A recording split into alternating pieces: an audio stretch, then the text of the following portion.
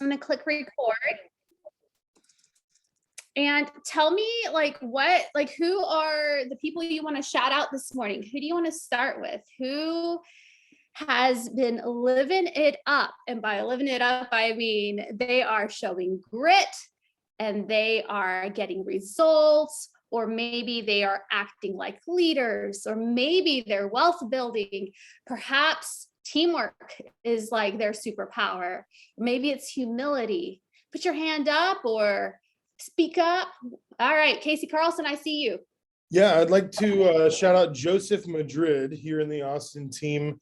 He just closed his first listing, a really nice residential listing, but it was a tough one, right? I'd like to shout him out for grit and for only leaders. There was difficult tenants involved. It was an out-of-town, out-of-state seller, and it could have been really messy, but he stayed solution oriented the whole time and got it done. So well done, Joseph.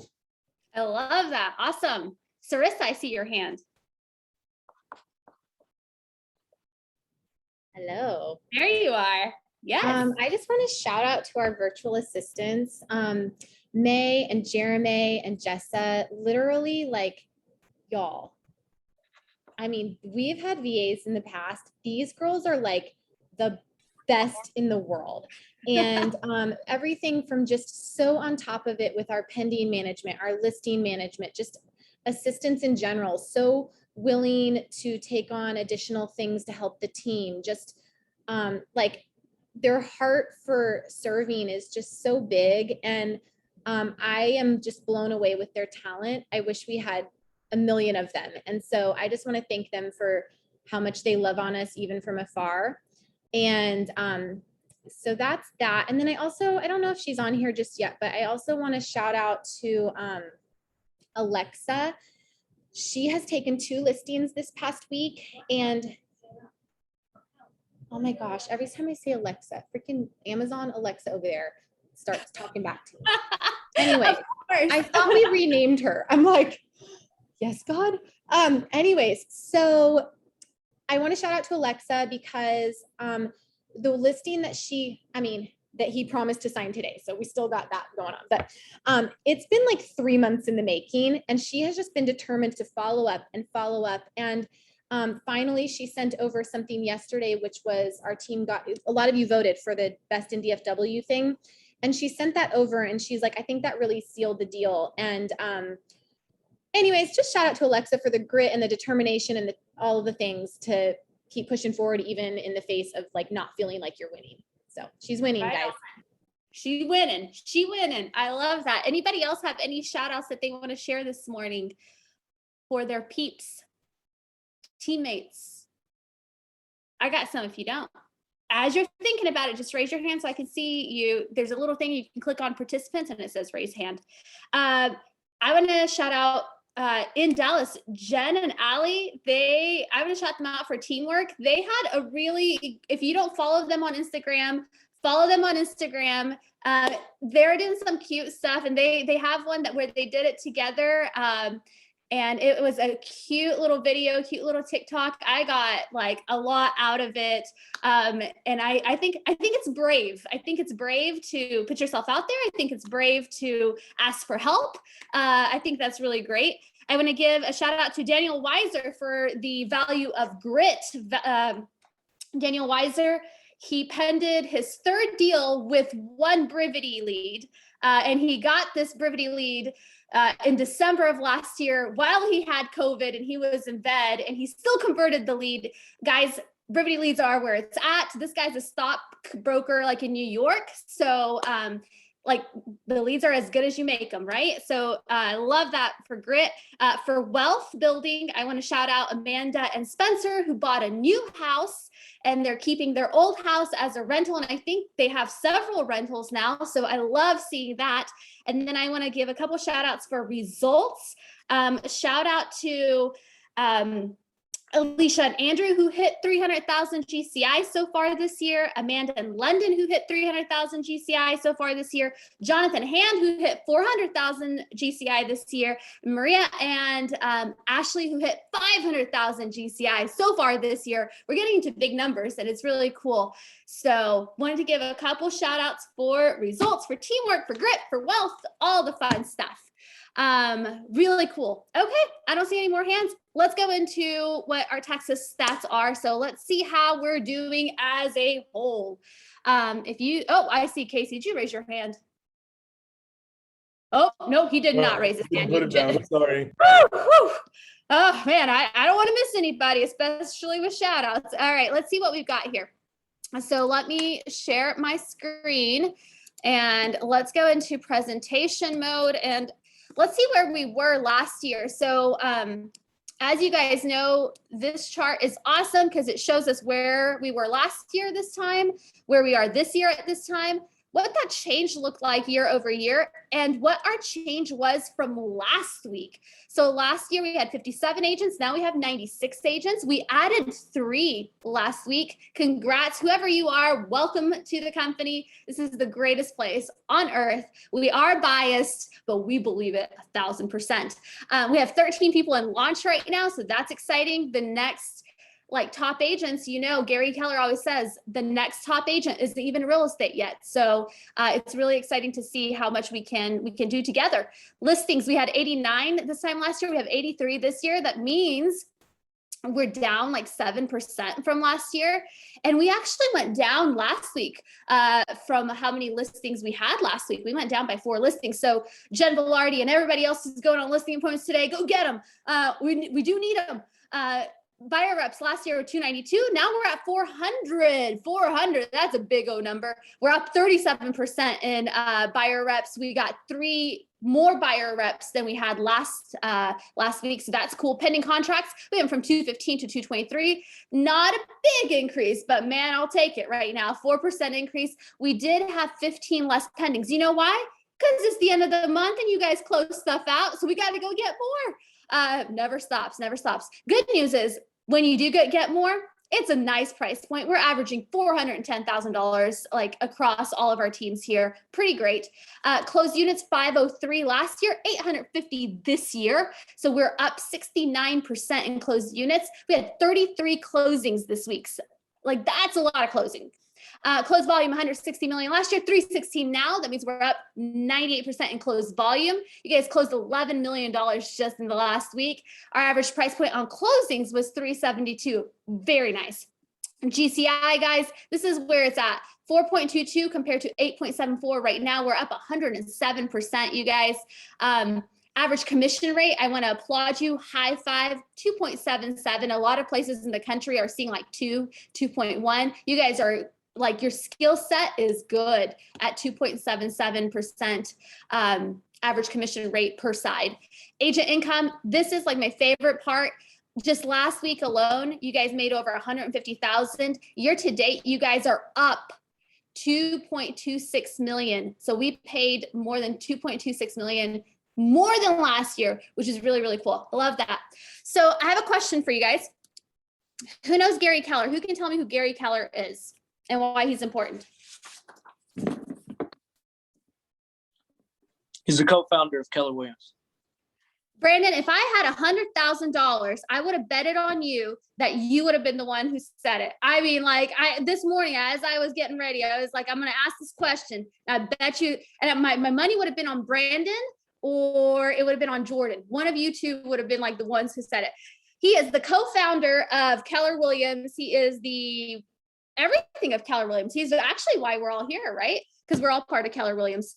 So I went to this digital conference that they had 3 days worth. And I just basically took away the top 10 things that were important. So if you want to just sit back, I have my slide deck is very short.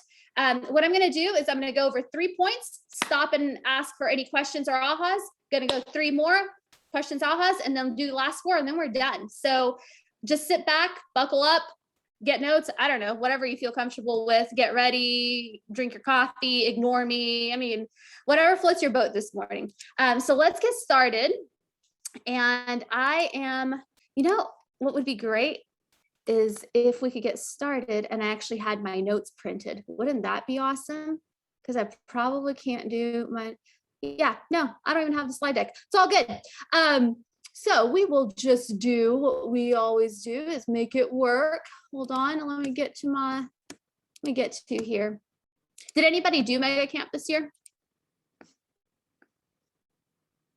Nobody? Yeah, I did a little mega camp and a little admin masterminding around mega camp, which is always part of my favorite thing when all of the brains come together. I love that. Okay, awesome. So here we go. No slide deck, but I'm ready for you. So the first thing he said, I love this line. He said, if you're in real estate, then your side hustle is selling more real estate. Congrats on the new role. And what Gary was saying is that so many people start talking about diversifying. Who's ever heard that? Like, well, I'm going to diversify, right? He said, who gets to diversify? The person who has a few $100,000 in the bank, someone who has enough real estate cash flow that it pays their monthly bills. And until you get there, what are you actually diversifying, right? He said there are building blocks to life. So you build on what you know. You build on what can get you like the freedom and the ability to diversify, right? He said diversifying is a sexy word that people use to like woo you, right? He said, be real careful with that. The people who woo you with things, they have a job and they're called recruiters, right? So all that stuff sounds good until you realize that real estate sales is the highest paying job you could possibly have. So he said, if you look at folks at the top of their game, they didn't start diversifying anything until they laid a very strong foundation for themselves and for their family. So you might want to write this one down. He said, diversification before you have a very strong financial net worth is another name for subtraction and division. It subtracts and divides your time, right? So that was his thought on it. He said, you're in real estate. What adds and multiplies fastest is real estate income right now. So if you're in real estate, then your side hustle is selling more real estate. Congrats on your new role. Number 2 that I wrote down that I really liked was your number 1 superpower: do what you say you're gonna do. So he said, what will elevate your level of service faster and higher than your competition is doing what you said you were going to do. And what I mean is, if you said you were going to get someone the information on something that day, do it. And maybe if you get it to them within the next couple hours, that's even better. You're going to be 90% ahead of the people that are around you and that are your competition just by doing what you said you were going to do. He also said it applies to your personal life as well. If you said you were going to go to bed by 11 p.m., then do it. If you said you were going to lead gen until you set an appointment, do it. If you said you were going to take off 1 weekend a month, do it. If you said you were going to get 50 contacts a week, then just do it. Do what you said you were going to do. That is a superpower. Number 3, I love this one. He said, messy can make millions. Messy can make millions. The thing that's stopping most of us isn't a lack of perfection, it's a lack of action. He said, learn the models, trust the systems, and then go do it. Learn the models, trust the systems, and then go do it. So those are my first 3. Any thoughts on those 3? Or are we good? No, I have a aha on that. Yeah. So I'm with the Davis team. Sorry, not going to be on camera. But you're beautiful, I'm sure. I really like the messy part, because that I read a book a while ago called Finish, and it talks about people that actually finish don't do it perfectly. They just get in and get to it. So that spoke a lot of volume to me. Right on. The book is called Finish. Yeah, by John Acuff.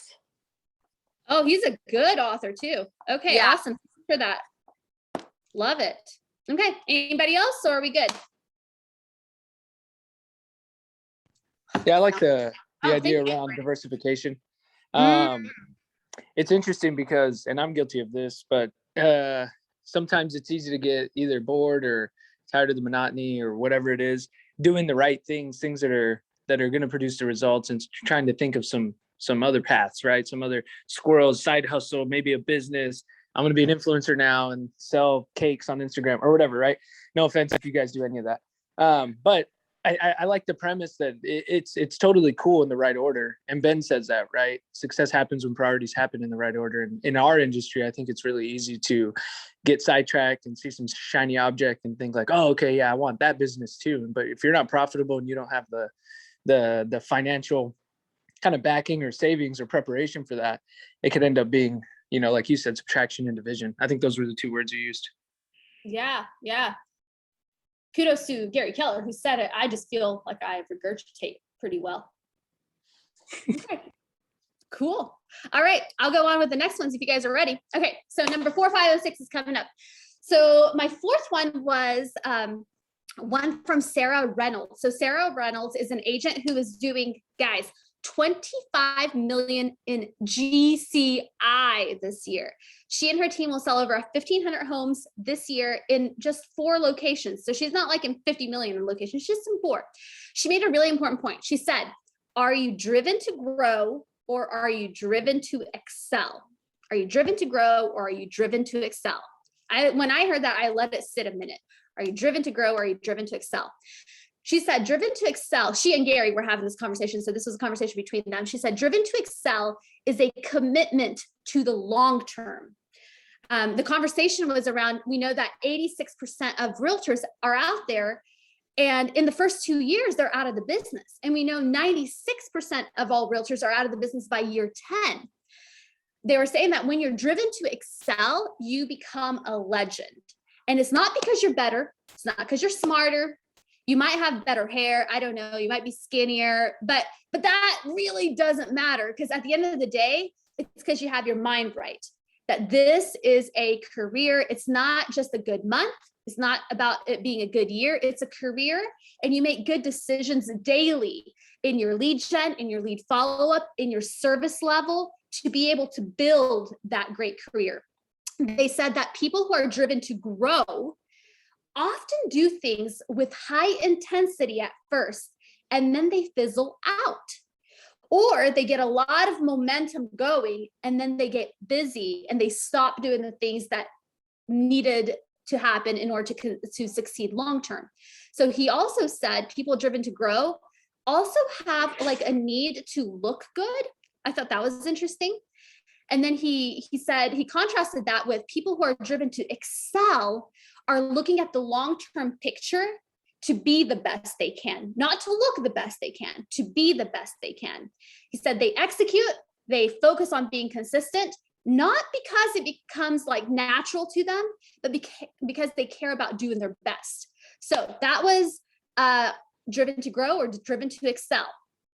In number 5, in the same interview, Sarah Reynolds said, the thing that increased her business was to start tracking conversion.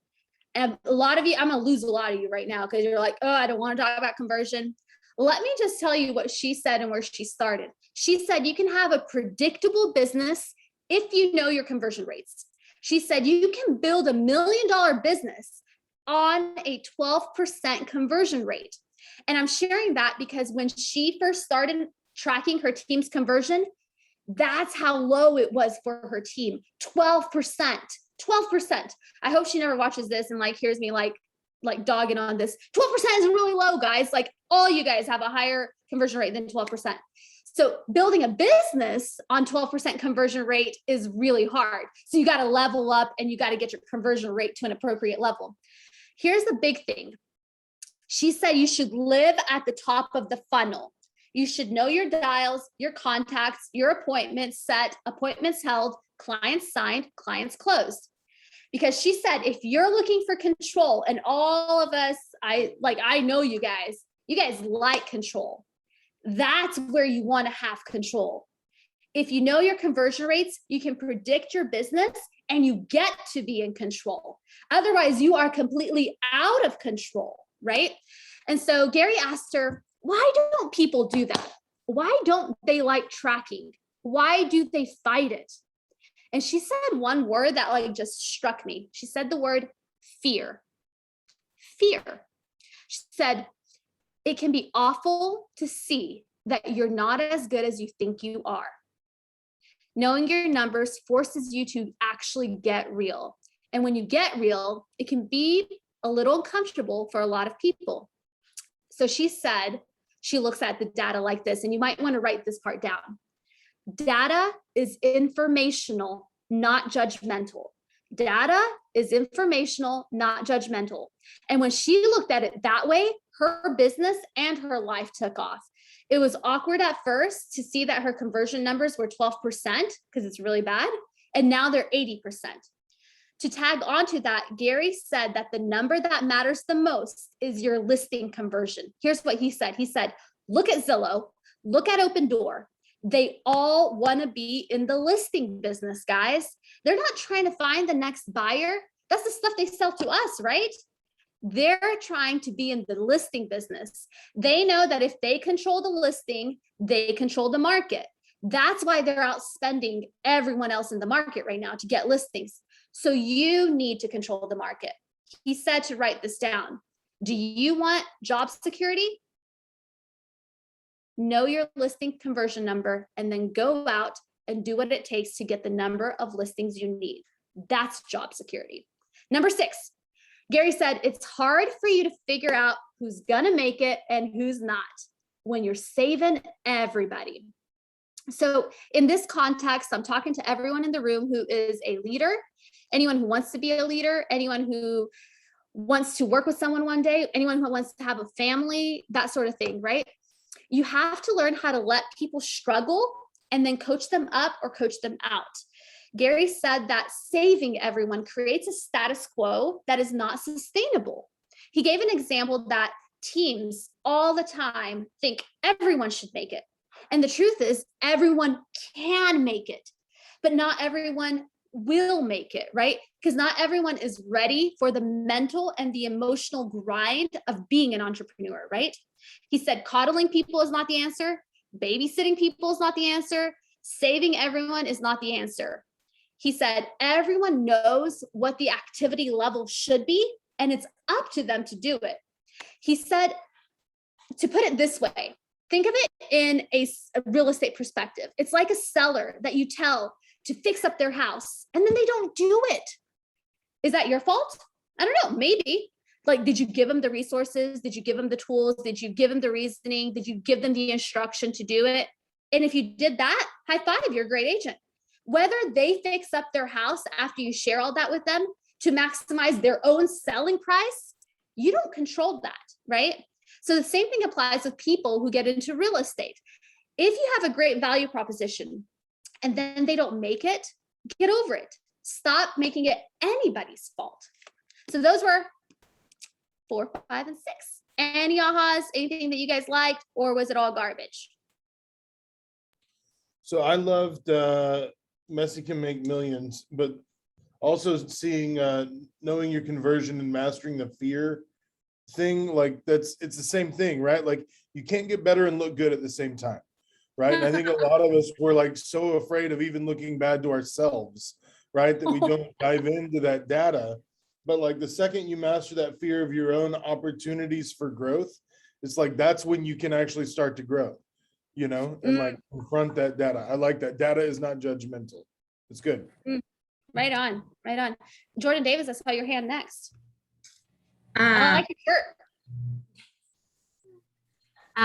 I of course wrote those both down, but the tracking and conversion, that's where our business really came alive when we started to know our numbers. And there was a time that my listing conversion was 37%. And in a year, I got a coach and converted it to 87%. So we increased by 50%. So that is really where the magic happened in that conversion. We have all the tools for that conversion, you guys. I mean, that's part of what we have at hand.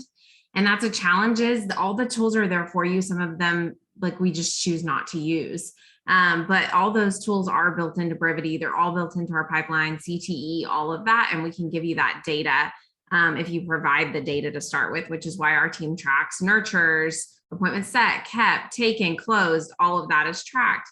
And then what you said is really convicting. It's hard for you to figure out who's going to make it and who's not if you're trying to save everyone.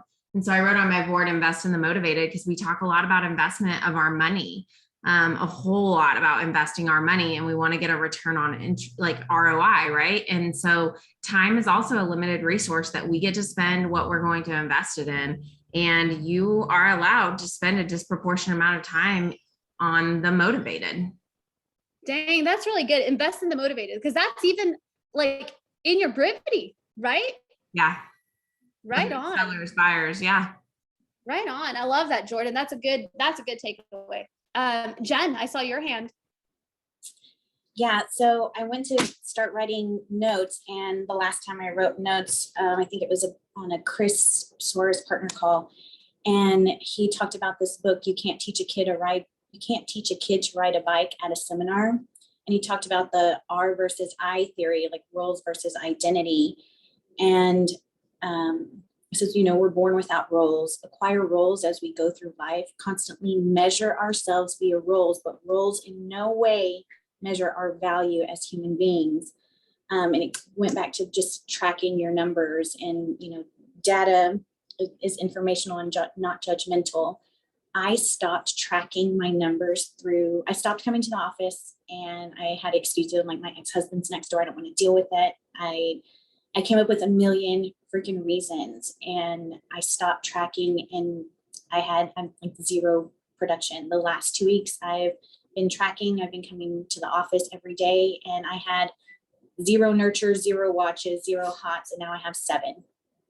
So the proof is there. I mean, it's just staying consistent, and we can attend these power ups and hear it again. It's like you can't teach a kid to ride a bike at a seminar. We can hear it, but until we are either desperate enough or our accounts are in, you can wake yourself up. You can have results. You can have excuses or results, but you can't have both. Right on. Thanks, Jen. You're awesome. Glad you're back. Woo! Let's do it. Daniel Moore, I saw your hand. Yes, sir. Yes, I think so. 2 things kind of stuck out to me, and one of them was when it comes to the numbers. When I really think about it, that fear sticking out was true, and it reminded me of more times than I would like to admit in my life, not just college, where you don't want to look at your bank account because you just it's a fear and you just avoid it, and you're like, "Ooh, is this card going to go through at Target?" Like that is so true. Not wanting to see those numbers because you're not wanting the reality to hit you in the face that you need to be doing more, or at least focusing on the areas that are important to get you where you're going. The other thing that stood out to me was when you said coach people up or coach them out. I think, the realization that it is actually okay to coach them out, because your job isn't, like you said, to save them. It's to provide them the resources, coach them, mentor them. It's up to them to actually do the work and do the things that they know they need to do, or that you're trying to impart on them from your own experiences. But if they can't, your job isn't to save them. And it reminded me of this analogy that I've heard before. I think I first maybe heard it in therapy, which was basically if somebody's drowning, your job is to throw them a lifesaver. It's not to jump in, because typically if you do jump in, they will, out of their own struggle, probably drown you as well. Yeah, that sounds like something you would hear in therapy, and it is spot on. Yes. Yeah. So those 2 things really stuck out to me. So I love that. Awesome. Jonathan, you put your hand down, right? It was a mistake, or it's all covered, or did you have something? Yeah, it's all been covered with Jordan. Well, maybe we'll have something in this new one, right? All right. Last segment. You guys ready? All right. The last segment. So as far as number 777 is on the list. As far as your health, There was one thing that stood out to me. He said, you can't win if you're dead. Can't win if you're dead. There's a book by Clarence Brown that is Gary's favorite book on health. It's called Taking Charge. It's by Clarence Brown. It's called Taking Charge. You can't win if you're dead. Gary also said being one-dimensional means you've chosen to not experience all of life. Being one-dimensional means you've chosen to not experience all of life. He said, we are multidimensional. It's not just work. It's not just hobbies. It's not just family. It's not just health. We're multidimensional. He said, we want to succeed in our business, in our family, in our friendships, in our health, our finances, etc. You might want to write this one down. He said, you can have it all if you plan for it and protect it. You can have it all if you plan for it and protect it. That was number 7. Number 8, Gary brought up again that the path is in the math. The path is in the math. Really and absolutely. Here's what he said about it. He said, if everyone is moving every 5 years, and you know, I don't know, 1,000 people on Facebook or 1,000 people in your cell phone, they're probably moving every 5 years. That's 200 of those people moving every year. The industry teaches us to just go get the next deal. And we forget about the people we already know who like and trust us. We call them once when we start our career and then never call them again, or we feel weird to even call them, right? He said, if we take it a step further, he said, understand that when 20% of the people who move every year, that's like 1 to 2% a month, right? So 98% of people we know are not moving the first day that we call them. That's why we have to call them every month or at least every quarter for the next 5 to 10 years to be able to capture them all, right? If we did that consistently, we would move from what he called surviving to thriving. That's what all the people at the top have already figured out. You might want to write this one down. The path is in the math and the relationship is in the voice reach out. The path is in the math and the relationship is in the voice reach out. Number 9 was a good one that I heard. He said, performance equals potential minus interference. Performance equals potential minus interference.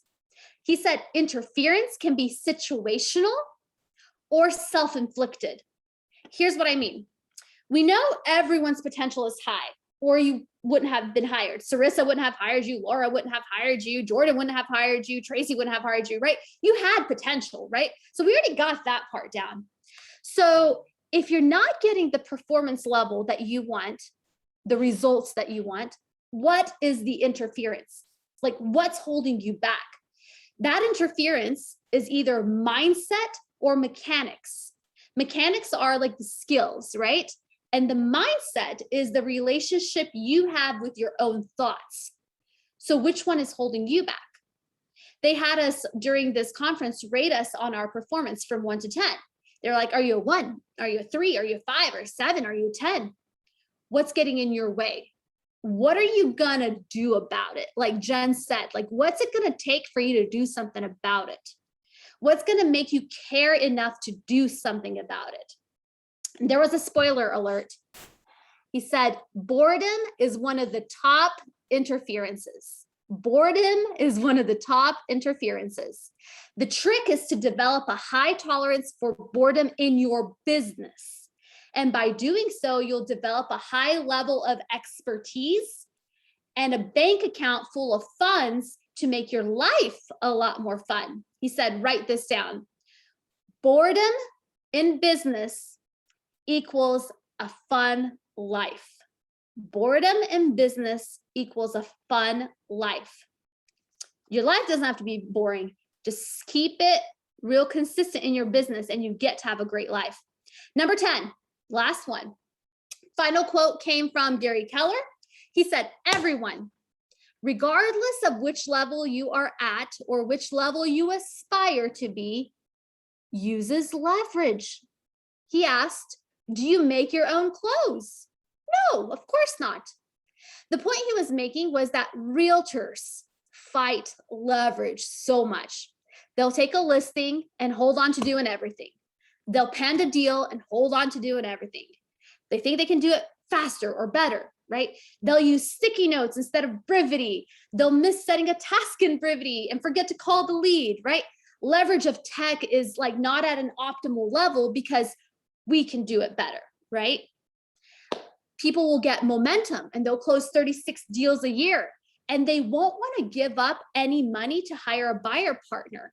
So we stay at the same ceiling year after year, right?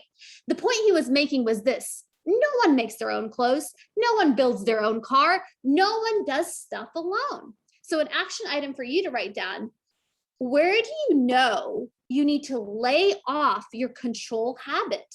Like, what fear do you have around what you hold on to? And then I want to end on this little bonus one. One of the very top agents in the country, his name is Ken Pozak in Florida. He was interviewed. Guys, he made 80 videos that he posted to YouTube before he got his first lead out of it. 80.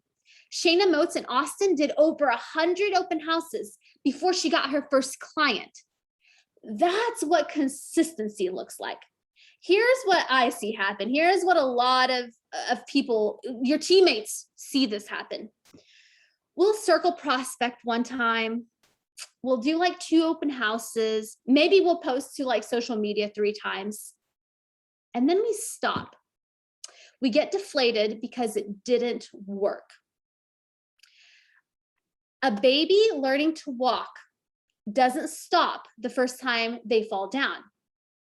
So I put on my Chris Suarez hat and I was like, let me do some research on this. You might want to write this down. In a study of 130 toddlers are considered 12 to 19 months old.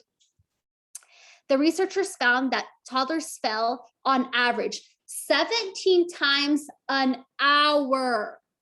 So when somebody, like, you're calling and somebody's saying no, like, and you heard no 5 times in an hour, like, a toddler is beating you right now. They're falling down 17 times an hour. If they were just barely learning to walk, they fell on average of 69 times an hour. And by the time they're 2 and they really got this walking thing down, right? They're still falling an average of 38 times per day. So if you're in your first 2 years of business, it's normal to fall. You would never look at a 2-year-old and be like, oh my gosh, why are they falling so much? You expect them to fall because they're learning and growing, right? What would be odd is if they fell and they didn't get back up. Like, that would be really odd. So when you mess up, when a deal falls apart, when you call 1,000 people and don't get the appointment, when you're doing all the things and you're not getting the result right away, you're not failing. You're trying. You're learning to walk in this new industry and no one's journey is the same. So you got to stop comparing yourself to anybody else. So I would write this down. Pick one thing and commit massive intensity to it. One thing. Maybe post 100 real estate videos to social media in 100 days, 1 per day. Do 20 open houses a month, 5 per week. Have 50 seller conversations per week, 10 per day. Put yourself on the path of success, commit to that massive intensity, and you're going to have success. So that was 7 through 10 plus bonus. Any ahas, anything you want to share? I just want to add to that, Adelina, that in order for something to be that entrepreneurial to purposeful that you're going to do over and over again, the place that should show up is your calendar or your brevity tasks. If you can set an auto plan for yourself to do it every 3 days, or every other day, and that can show up in your brevity task and it can show up on your calendar, whatever you live by, anything you're going to do, make it a system. Don't rely on your own brain because you get busy. And so every time somebody walks in my office and says, I want to try this, or I want to do that, I'm like, great, let's make it a system. What is the conversion ratio? How many people do you need to get face-to-face with? You know, whether it's door knocking or whatever, let's get that. When is that going to show up on your calendar, and how are you going to commit to that religiously? You know, in lieu, you can switch it out for a lead gen time on the phones or something like that. I'm cool with that, but let's put it on your calendar, and that's where it should show up. And I feel like failure so often happens when it's not on the calendar, it's not on a Brevity task or something of that regard. Well said. Absolutely. Jordan, you and Brandon are very similar. Brandon's all about putting it on a calendar. Right on, right on. There's something special, like people like who are succeeding, they know. Daniel Weiser, I see your hand up. Yes, sir. Yeah, one thing that I love that you said is boredom in business equals a fun life. My aha was how in our business planning meeting, we actually plan out our fun. We see the boredom ahead of us, and we see that it creates the fun in our year, right? So we've already committed to the boredom to get to the fun we want in a year by planning our trips and all that. So anyhow, I just love that, right? It's a good reminder that you've planned out your boredom, right? So you can get to your fun. So it's okay to be bored because you have awesome, trips or awesome adventures planned for that year. I love that. If you're going to plan your boredom, might as well plan your fun too. I like it. All right. Anybody else? Daniel Moore, is your hand up from last time, or is it a new hand up? Thinking it's last time. So I think it's last time. All right. I thought so. I was just going to milk it. Sorry. No. You're good. I love that. Let's see. Jaime, I see your hand. Yes, sir. Yeah, well, one of the things to piggyback on what Jordan said is that I think sometimes right out the gate, we do too much. And if you're going to put it on your schedule, I think sometimes we're trained to put lead gen for 3 hours. Well, that's like running a marathon. If you've never ran a marathon and you go out there and run a marathon your first time, you're gonna hate life afterwards, and you're gonna be sick for a week. And it's okay to chunk it down. Do 30 minutes of dials, then do 45 minutes of dials. And it doesn't have to be an extravagant amount, and it doesn't have to be 5 days a week or whatever. It is, people always ask me about door knocking, and they say, when's the best time to door knock? Well, it's the same thing. When's the best time to circle prospect? When's the best time to do this? When's the best time to do this? And I say, everybody ready for the best time? Write this down. Whenever it fits your schedule. And that, because you're never going to please everybody. So with that being said, it's like, I think sometimes we try to do too much when we just need to chunk it down. Right on. I love that. I appreciate you guys all being on this morning and chatting with us and letting us see your faces. It's always so much fun. Next week, we have, this guy who I just love. We've had him on before, Ryan Gregg, and Ryan is in Bellingham, Washington. Last year, he sold 75 properties, I believe. He has a buyer partner, and you would think that his success comes from like all the things he does in real estate, and he's happy to talk about some of that. But a lot of his success comes from a lot of the things he does outside of work. And he's going to talk about some of his routines that he's put in place.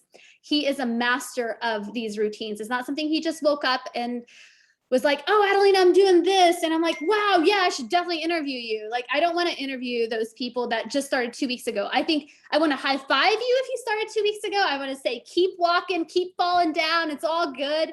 And then once you have it like a real routine, then I want to interview you, because then it's like valid, right?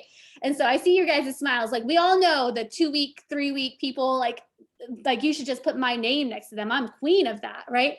But there are certain things we all do that are like, we have that as a superpower. His superpower is his routines. Do not mistake next week to be a boring power up because it's routine. We just talked about boring being the pathway to like everything in life. So can't wait to see you guys. Appreciate you guys being on. Have an awesome Labor Day weekend. Speaking of fun, I hope you find, at least if it's not a whole weekend, if it's not even a whole day, maybe it's a few hours that you shut that phone off and you get that white space. So I'm excited for you, and we will see you again soon. Bye, guys. Thanks. Thanks, You're everybody. welcome, partner. Bye, guys. Bye.